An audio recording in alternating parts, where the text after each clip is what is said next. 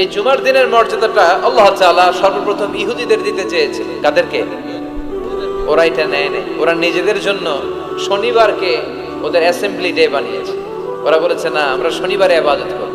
এই দিনটা আল্লাহ তাআলা নাসারাদেরকে দিতে চেয়েছে, তারাও নেয় নাই।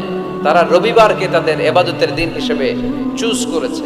অবশেষে আল্লাহ তাআলা আমাদেরকে এই দিনটা দিতে চাইলেন, আমরা কোনো কথা ছাড়াই গ্রহণ করলাম আর ধন্য হয়ে গেলাম।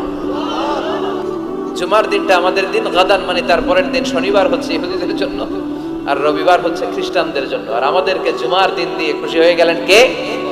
আবার বিশ্বনবী বললেন, জুমার দিনটা এমন দিন, এই দিনে আল্লাহর পক্ষ থেকে বিশেষ ফেরেশতারা মসজিদের সবগুলো দরজার মধ্যে দাঁড়িয়ে যায় এবং জুমার নামাজের আগ দিয়ে খতিব সাহেব আসার আগ পর্যন্ত লিখতে বসে যায়। কে কে মসজিদে ঢুকে নামগুলো তারা কাউন্ট করে, এন্ট্রি করে। সর্বপ্রথম জুমার সালাত আদায়ের জন্য যে মসজিদে ঢুকে